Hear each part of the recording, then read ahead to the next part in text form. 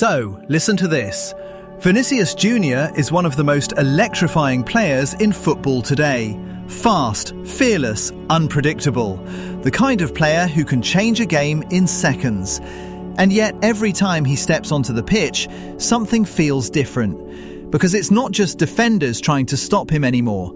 It's not just tactics, pressure, or expectations. It's something else. Something that builds before he even touches the ball.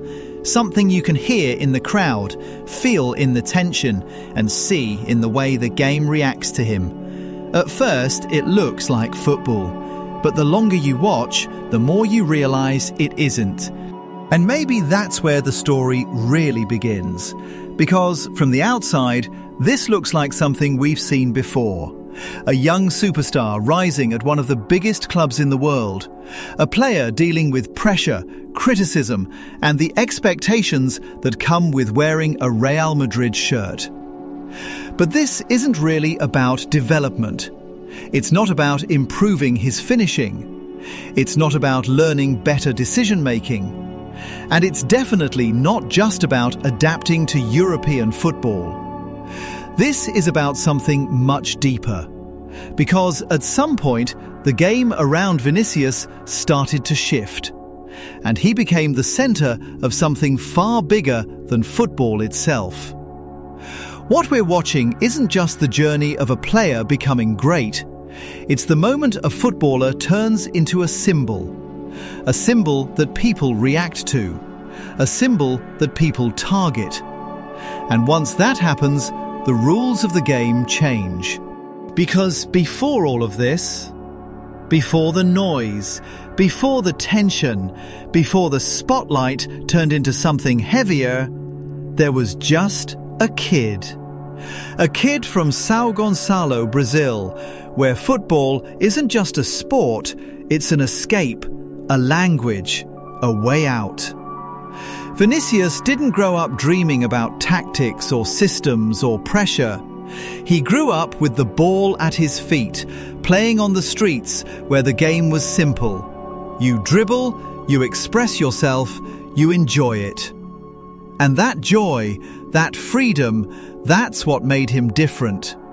Even at a young age, there was something about him, not just the speed, not just the skill, but the way he played. Direct, fearless, almost reckless in the way he attacked defenders, like he didn't fully understand fear yet. But at the same time, that style came with a question. Because in Brazil, that kind of football is celebrated. It's part of the culture. But in Europe, especially at a club like Real Madrid, things are different. The expectations are different. The patience is different. The tolerance for mistakes is almost non-existent. And when Vinicius made that move to Madrid, he wasn't just joining a football club. He was stepping into a completely different world. A world where every touch is judged, every mistake is amplified, every weakness is exposed. At first, it looked like the perfect story. A young Brazilian talent, full of flair, arriving at the biggest stage in football. But underneath that excitement, there was already a quiet tension building. Because the way Vinicius played, and the world he had just entered, they were never going to fit perfectly. And that's exactly where the cracks began to show. Because when Vinicius arrived in Madrid, the talent was obvious, but so were the flaws. He could beat defenders with ease. He could create chaos out of nothing. But when it came to the final moment, the finish, the decision, the composure, something was missing. And in a club like Real Madrid, that's all people needed to see. At first, it was just criticism.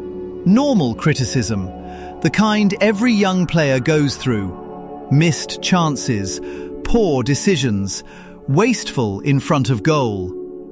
But then, it started to grow. The same moments kept repeating, the same mistakes highlighted again and again. Clips circulating online, fans reacting, commentators questioning. And slowly, the narrative began to change.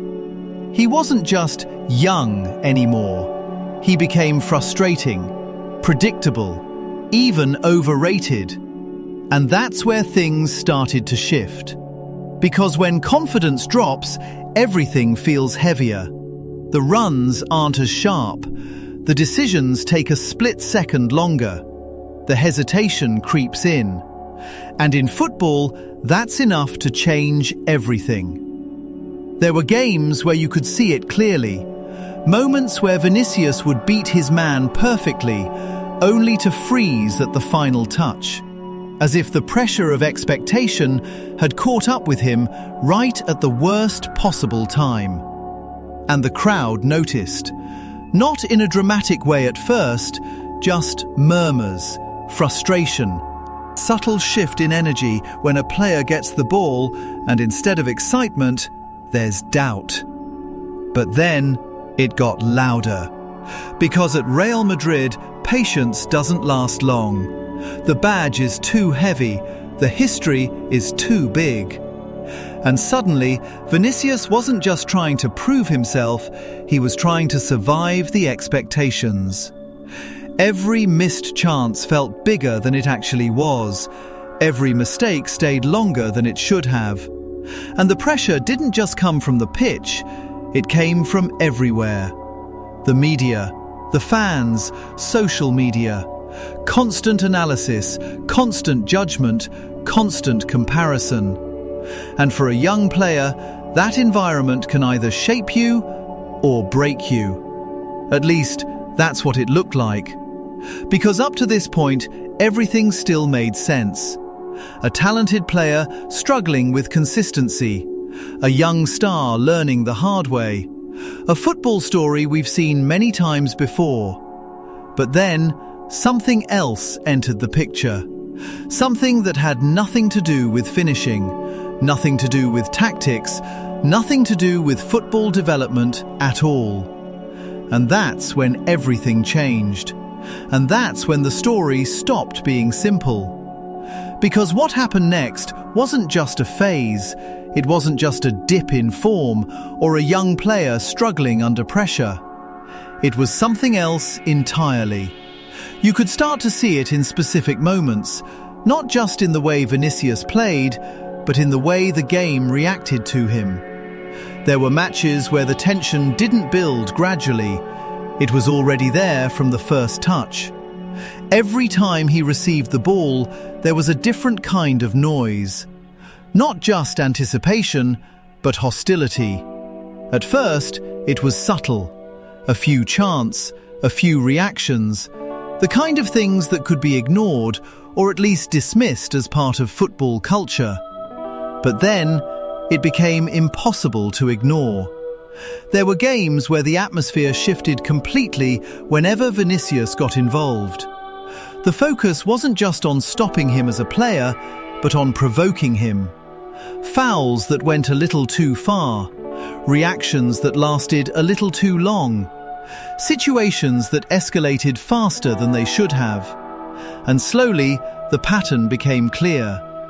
This wasn't just about football anymore, because what Vinicius was facing was targeted. You could see it in the incidents that started to gain attention beyond the pitch. Moments where the crowd crossed a line.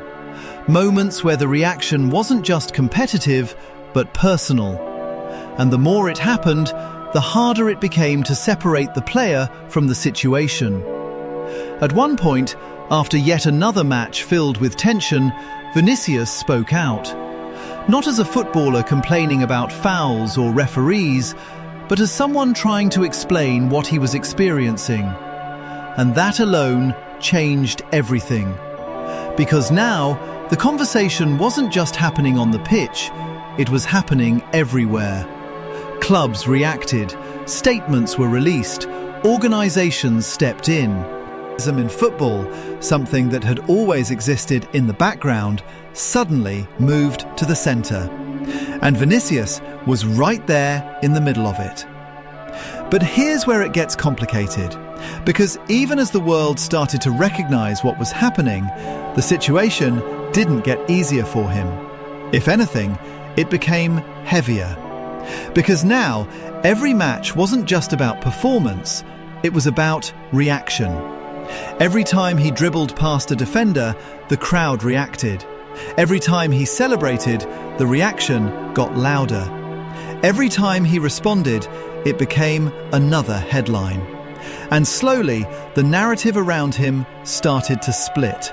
On one side, people saw a player standing up for himself, a young man refusing to accept something that shouldn't be part of the game. On the other side, there were those who began to question him. They said he was provoking too much. They said he was too emotional. They said he was part of the problem. And that's where things became even more complicated. Because now, Vinicius wasn't just dealing with what was happening on the pitch, he was dealing with how people interpreted his reaction to it. And that changes everything. Because in football, perception can be just as powerful as reality. There were moments where you could see it clearly. Games where the tension would build, not because of the scoreline, but because of what might happen next involving him. Not a goal, not an assist, a reaction, a confrontation, a moment that could shift the entire atmosphere of the match.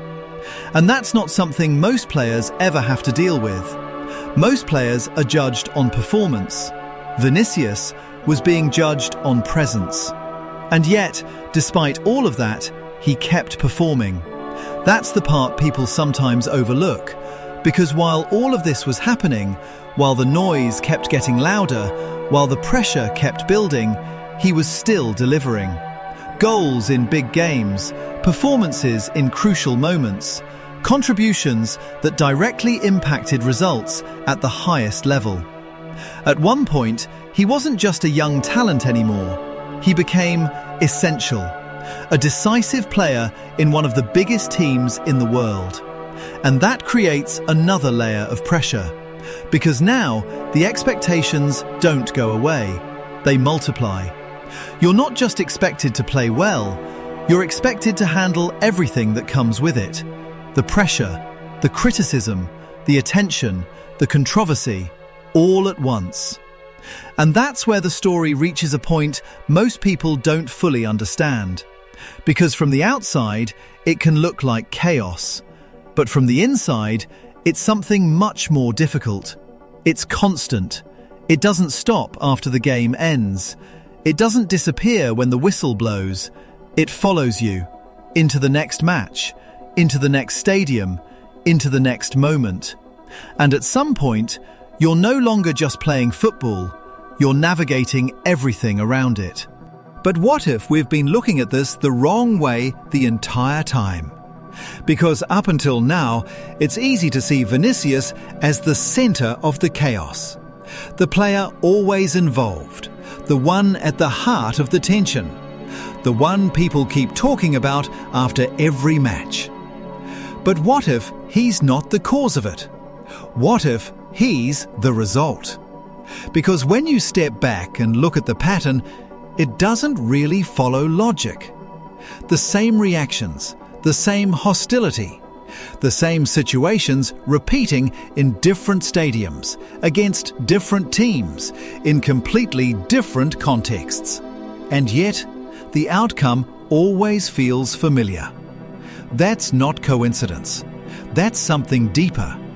Because football has always had its unwritten rules, invisible lines that players are expected not to cross.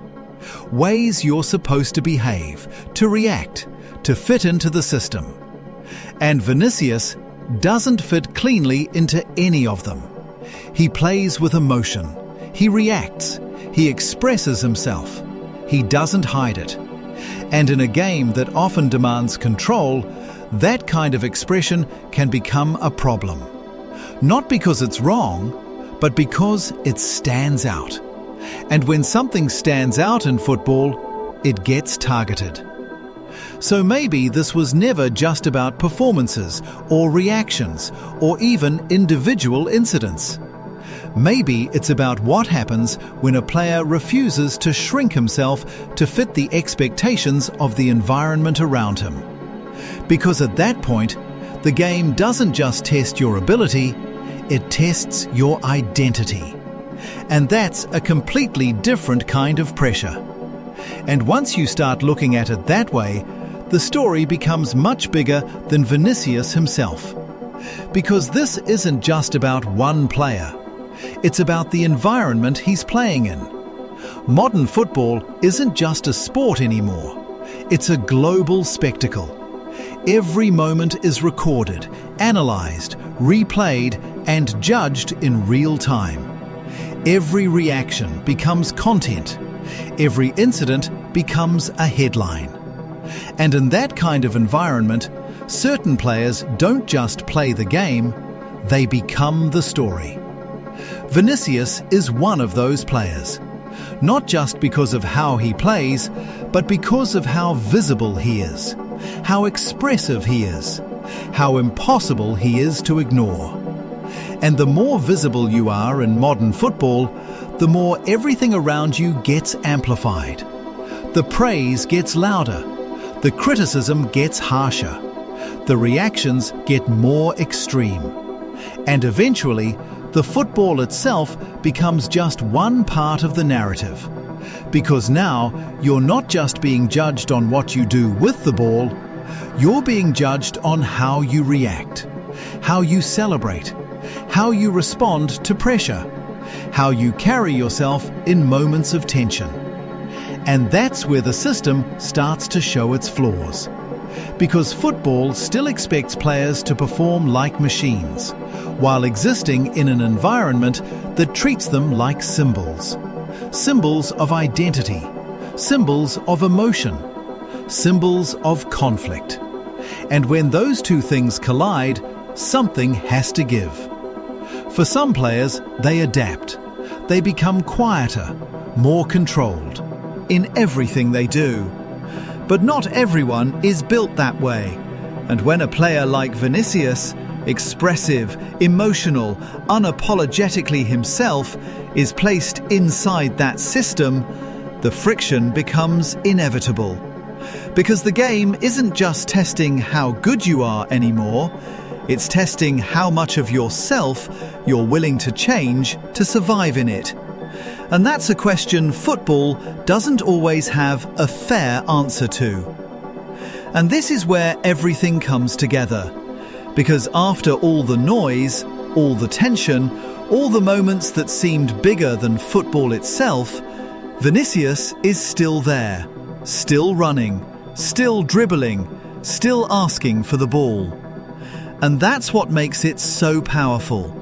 Because it would have been easier to change, to become quieter, to play safer, to avoid the spotlight that keeps turning against him. But he didn't. Instead, he kept playing the same way he always has. Direct, fearless, emotional. There are moments, especially in the biggest games, where you can see it clearly. The stadium is loud. The pressure is suffocating. Every touch feels like it carries more weight than it should. And then, he does something. A run, a dribble, a goal. Not just a football action, but a release. For a second, everything disappears. The noise, the tension, the expectations. It's just him and the game again. But only for a moment, because as soon as it ends, everything comes rushing back. The reactions, the attention, the weight of everything surrounding him. And yet, he keeps going. Every match, every stadium, every situation. Knowing that what he's facing isn't just about football anymore. Knowing that every time he steps onto the pitch, he's stepping into something much bigger. And still choosing to play anyway. And maybe that's the part we still don't fully understand. Because it's easy to look at Vinicius Jr. and see the player. The goals, the skills, the moments of brilliance. It's easy to judge the reactions, to focus on the headlines, to reduce everything to what happens in 90 minutes. But the truth is, it's never been that simple. Because what he's dealing with isn't just pressure, it isn't just criticism, and it definitely isn't something you can measure with stats or performances. It's something that follows him beyond the game itself. And maybe that's what makes this story different. Because football is supposed to be about expression, about joy, about freedom. But for some players, it becomes something else, something heavier, something more complicated. And maybe the real question isn't whether Vinicius can handle it. Maybe the real question is why he has to.